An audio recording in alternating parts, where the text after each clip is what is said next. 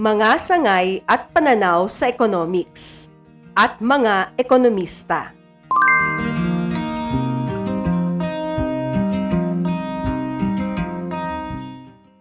Ang matalinong pagpapasya sa kasalukuyan ay nagmumula sa pag-unawa sa mga karanasan at suliranin ng nakaraan.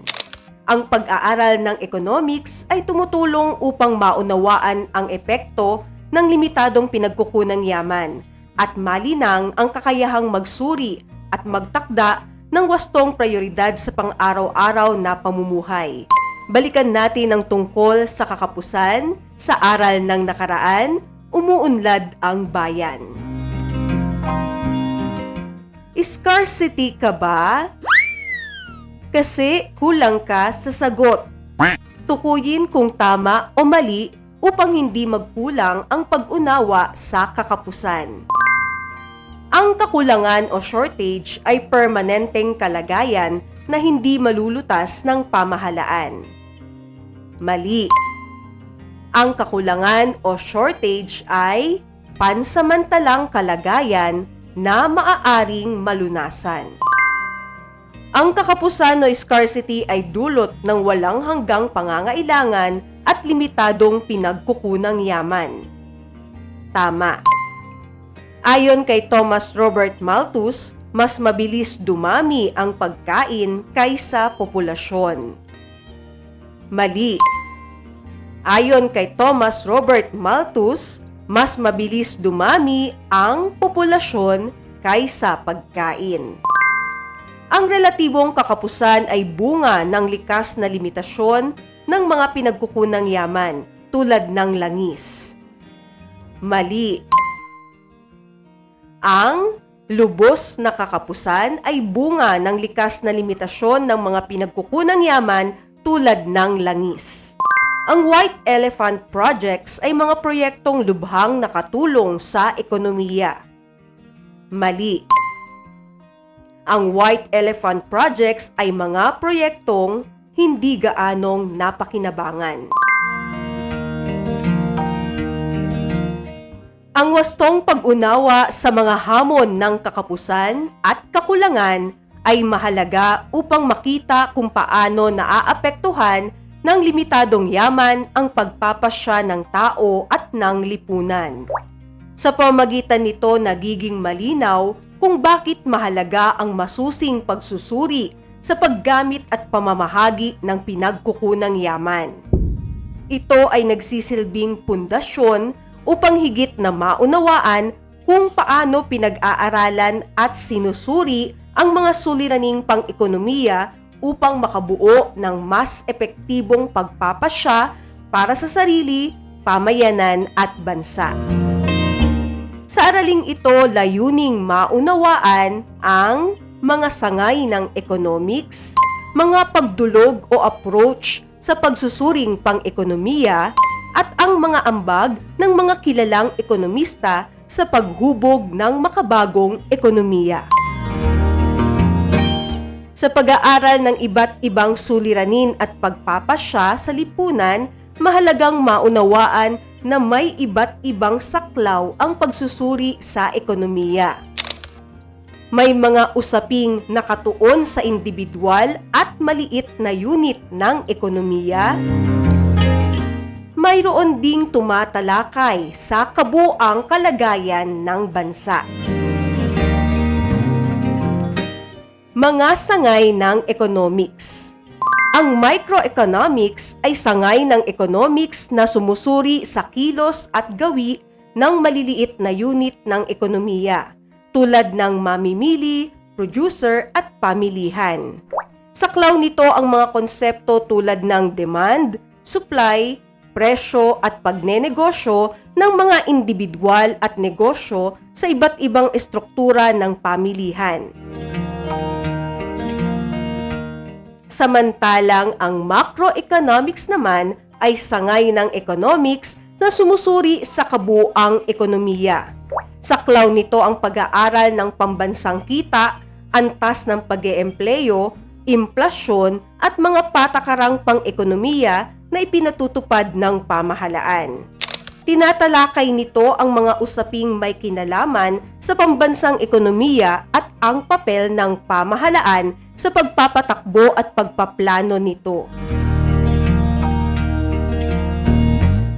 Muli, ang microeconomics ay nakatuon sa maliliit na unit ng ekonomiya, samantalang ang macroeconomics ay nakatuon sa kabuuang ekonomiya ng bansa. Micro o macro, huwag kang malito. Isulat ang micro kung microeconomics at macro kung macroeconomics ang tinutukoy sa bawat sitwasyon. Pagpapasya ng isang pamilya kung paano babudgetin ang buwanang kita. Micro. Pagtaas ng presyo ng mga bilihin sa buong bansa. Macro. Pagdedesisyon ng isang negosyante kung magdadagdag ng produkto sa kanyang tindahan. Micro. Pagdami ng mga taong walang trabaho sa bansa. Macro. Pagpaplano ng pamahalaan upang mapataas ang kabuuang produksyon ng bansa. Macro. Sa pag-unlad ng economics, naging mahalagang pag-aralan hindi lamang ang kilos ng mamimili at negosyo, kundi pati ang kabuuang galaw ng ekonomiya ng bansa. Ang microeconomics at macroeconomics ay kapwa tumutulong sa pag-unawa sa mga suliraning pangkabuhayan. Naging mahalaga ang ambag ni Adam Smith sa pag-aaral ng economics noong ika-18 siglo. Ipinaliwanag niya na ang pag-unawa sa kilos ng mamimili, negosyo at pamilihan ay mahalaga upang maunawaan ang takbo ng ekonomiya. Tinawag niya itong invisible hand, kung saan ang malayang kompetisyon ay tumutulong upang magkaroon ng balanse sa pamilihan. Si Smith ay kinilalang ama ng klasikong economics dahil sa kontribusyon niya sa makaagham na pagdulog sa pagsusuri ng ekonomiya.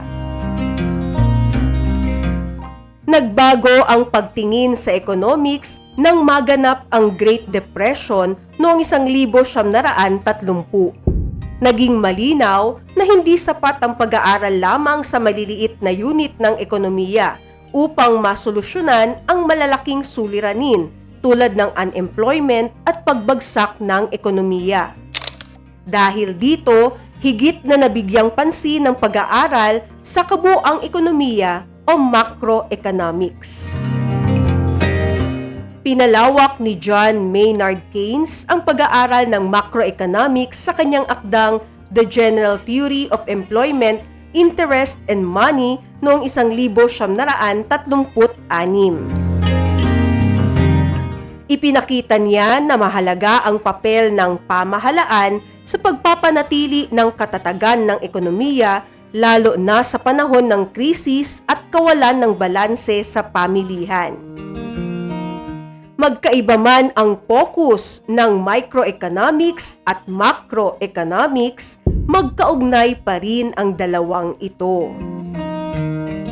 Ang mga pagpapasya ng mamimili at negosyo ay nakaapekto sa pambansang ekonomiya, habang ang mga patakaran ng pamahalaan ay may epekto rin sa pang-araw-araw na pamumuhay ng mamamayan. Sa kasalukuyan, ginagamit ang econometrics upang maging mas malinaw at mas tiyak ang pagsusuri sa ekonomiya. Sa pamamagitan ng estatistika at matematikal na pamamaraan, mas madaling nasusuri ang mga datos tungkol sa presyo, trabaho, produksyon at iba pang usaping pang-ekonomiya. Invisible hand o government hand. Kaninong pananaw? Tukuyin kung ang sitwasyon o pahayag ay higit na maiuugnay sa pananaw ni Adam Smith o John Maynard Keynes. Naniniwalang kusang nagkakaroon ng balanse sa ekonomiya sa pamamagitan ng kompetisyon sa pamilihan. Adam Smith. Naniniwalang mahalagang makialam ang pamahalaan kapag may matinding krisis pang-ekonomiya. John Maynard Keynes. Pinaniniwalaan ang konsepto ng invisible hand. Adam Smith. Nagbigay diin sa papel ng pamahalaan sa pagpapanatili ng trabaho at katatagan ng ekonomiya. John Maynard Keynes. Kinikilalang ama ng klasikong economics. Adam Smith. Ang tunggalian ng mga pananaw ni Adam Smith at John Maynard Keynes ay nagpapakita ng pagpili sa pagitan ng malayang pamilihan o invisible hand at interbensyon ng pamahalaan o government hand ay hindi lamang usapin ng magkaibang saklaw ng economics, kundi usapin din ng magkaibang paraan ng pagsusuri. Upang makabuo ang mga bansa ng mga desisyong pangkabuhayan, kailangan muna nilang timbangin ang mga nangyayari sa kapaligiran at iugnay ito sa kung ano ang nararapat na maging hakbang ng lipunan.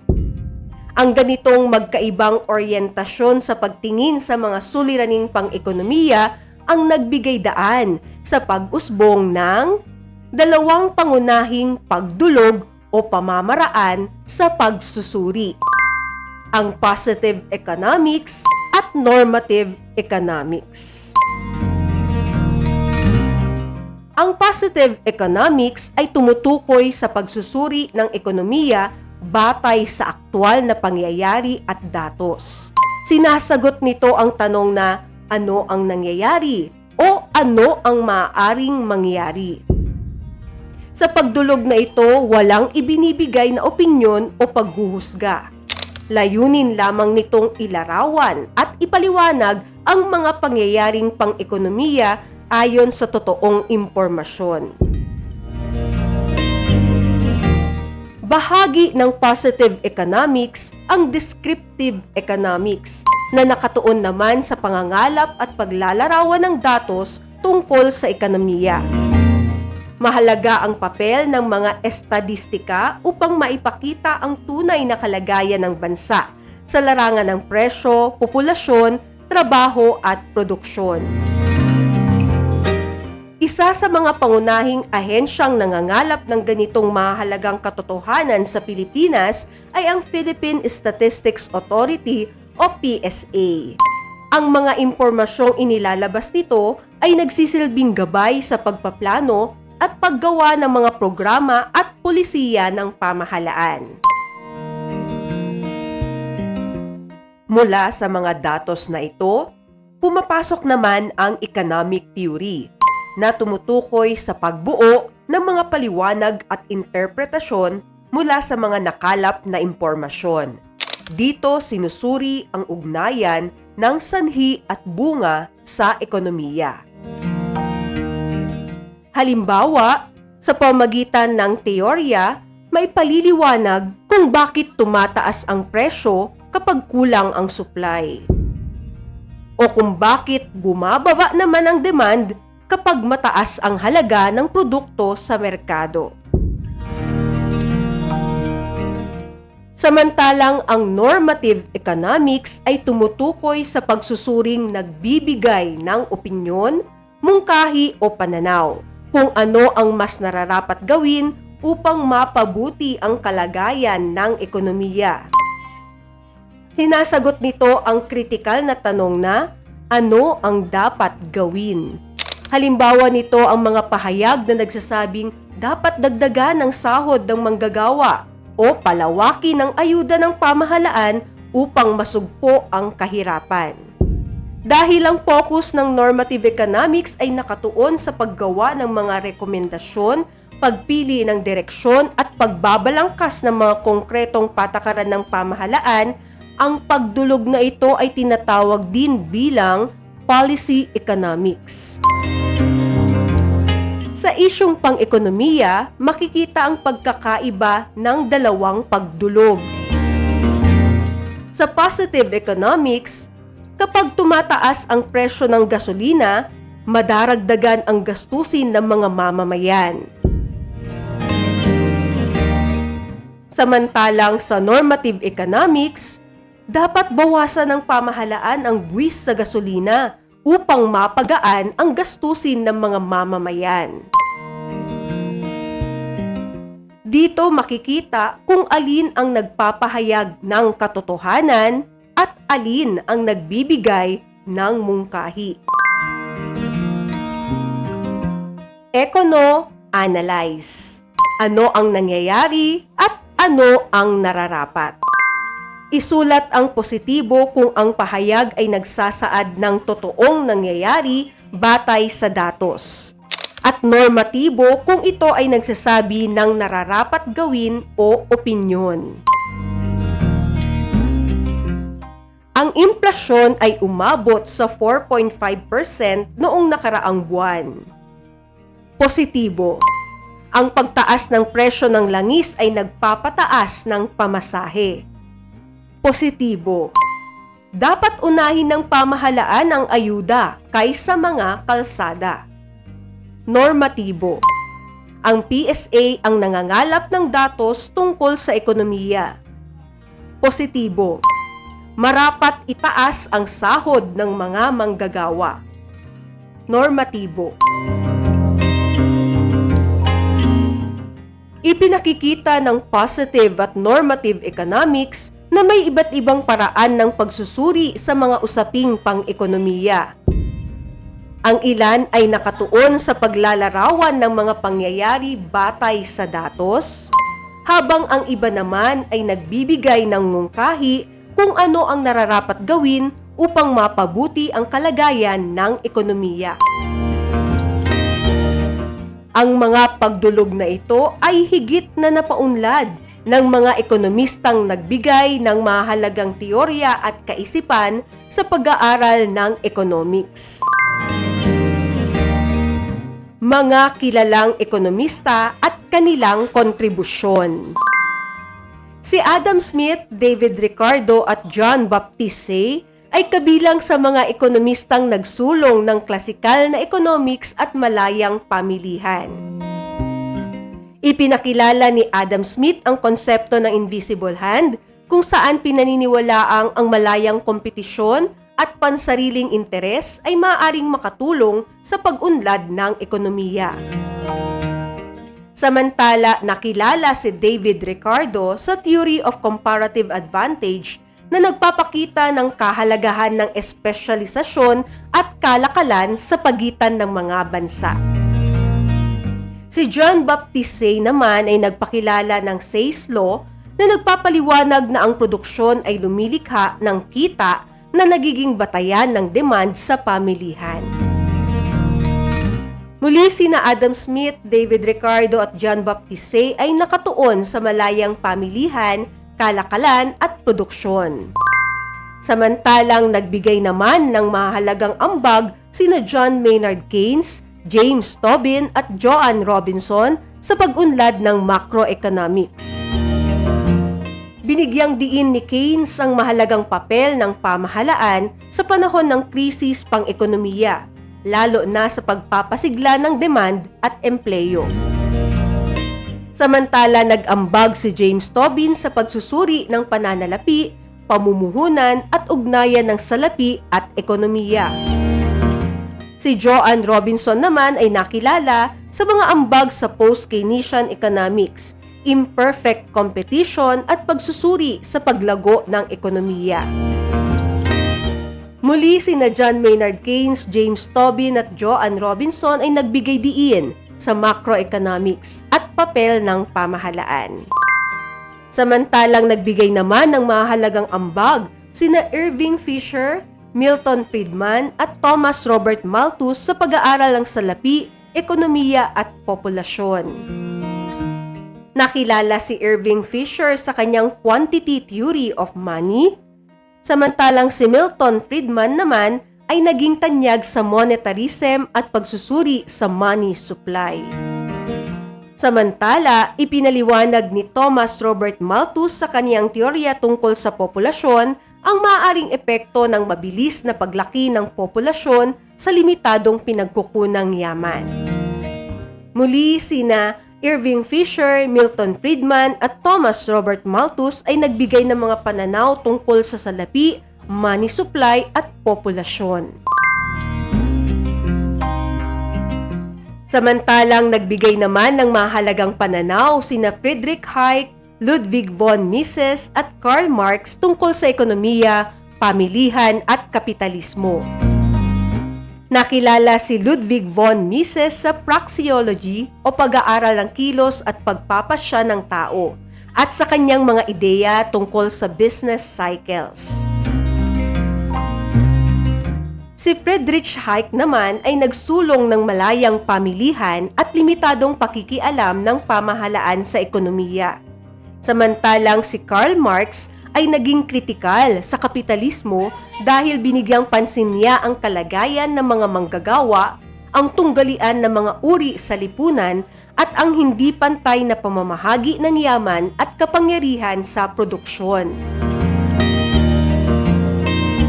Muli sina Friedrich Hayek, Ludwig von Mises at Karl Marx ay may magkakaibang pananaw tungkol sa pamilihan at kapitalismo. Patuloy na umuunlad naman ang economics sa tulong ng mga makabagong ekonomista tulad nina Amartya Sen at Paul Krugman.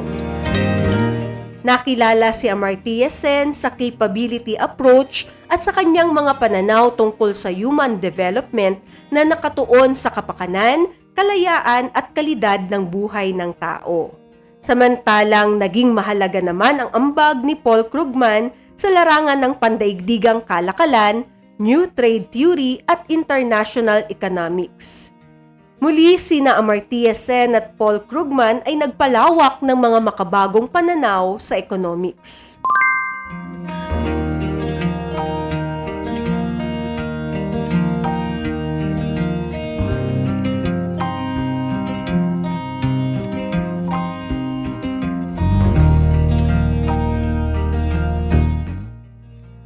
Ekono? Sino to? Kilalanin ang ekonomista. Basahin ang paglalarawan at isulat ang pangalan ng ekonomistang tinutukoy sa bawat bilang. Kinikilala bilang ama ng makabagong economics at nagpakilala ng konseptong invisible hand. Adam Smith. Kinikilala bilang ama ng macroeconomics na nagbigay diin sa papel ng pamahalaan sa ekonomiya. John Maynard Keynes. Siya ang ekonomistang bumuo ng Theory of Comparative Advantage. David Ricardo. May akda ng Das Kapital at nagbigay pansin sa kalagayan ng mga manggagawa. Karl Marx. Nagbigay ng mahalagang pananaw tungkol sa populasyon at pinagkukunang yaman. Thomas Robert Malthus. Siya ang Amerikanong ekonomista na nagsulong ng monetarism at tumanggap ng Nobel Prize noong 1976. Milton Friedman. Ekonomistang Pranses na sumusuporta sa malayang pamilihan at kompetisyon. Jean-Baptiste Say. Ekonomistang Austrian na nagsulong ng liberalismong ekonomiko. Friedrich Hayek. Siya ang ekonomistang Indian na nakilala sa mga pag-aaral tungkol sa human development. Amartya Sen.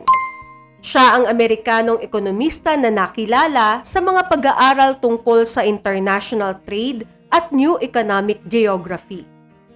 Paul Krugman.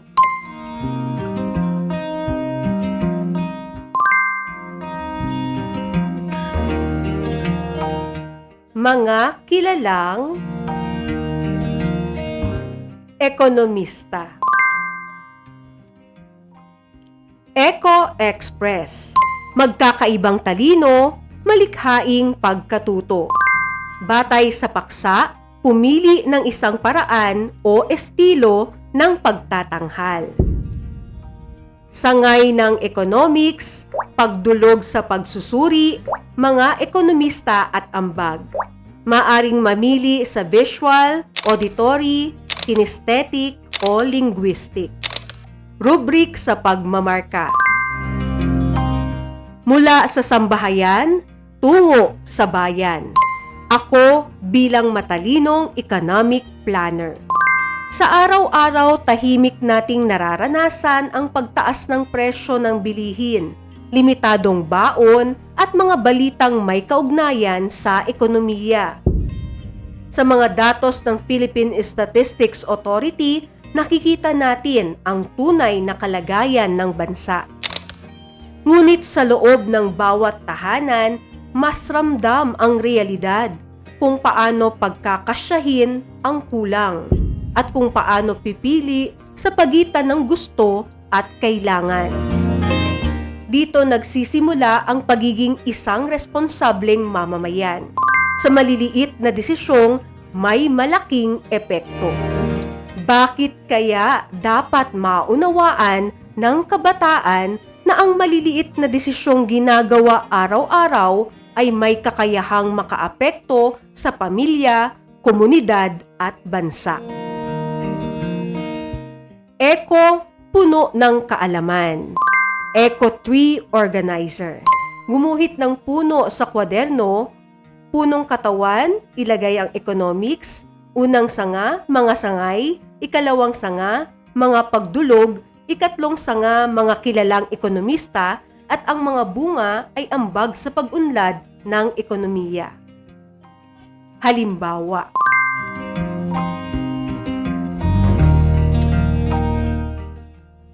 Eco Logic Challenge. Piliin ang letra ng tamang sagot. Nang maganap ang Great Depression noong taong 1930, naging malinaw na ang lumang pamamaraan ng pagsusuri ay may limitasyon. Ano ang naging pangunahing dahilan kung bakit formal na isinilang at kinilala ang sangay ng macroeconomics sa panahong ito? Upang suriin ang kabuang pambansang ekonomiya at ang papel ng pamahalaan sa krisis. Sa kasalukuyang panahon, ang mga pagsusuring pang-ekonomiko ay gumagamit na ng konseptong econometrics, alin sa sumusunod ang pinakatumpak na kahulugan ng makabagong saklaw na ito.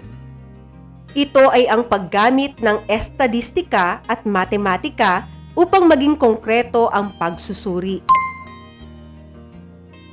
Ang mga ahensya tulad ng Philippine Statistics Authority ay regular na naglalabas ng mga datos ukol sa pambansang kita at inflasyon. Sa anong partikular na pagdulog at pamamaraan, pumasok ang gawaing ito ng pangangalap ng totoong datos. Descriptive economics dahil naglalarawan ito ng totoong pangyayari gamit ang datos. Suriin ang pahayag. Dapat unahin ng pamahalaan na pondohan ang sektor ng agrikultura upang masiguro ang sapat na pagkain ng bansa bago magpatayo ng mga bagong kalsada. Bakit ang pahayag na ito ay maituturing na isang halimbawa ng normative economics? Dahil naglalaman ito ng mungkahi, opinyon o paghatol kung ano ang nararapat gawin. Si Karl Marx ay kilala sa kanyang akdang Das Kapital, alin sa sumusunod na pahayag ang nagpapakita ng kanyang pangunahing pagpapahalaga sa pagsubaybay sa daloy ng ekonomiya. Ang pagpapahalaga sa uring manggagawa at ang pagpuna sa hindi pantay na kapitalismo. Ang mabuting mamamayan ay hindi lamang marunong gumastos at kumita. Marunong din siyang umunawa, magsuri at magpasyang may malasakit sa kapwa, bayan at susunod na henerasyon. Hamon ng economics ang gawing makabuluhan ang bawat pasya para sa ikauunlad ng lahat.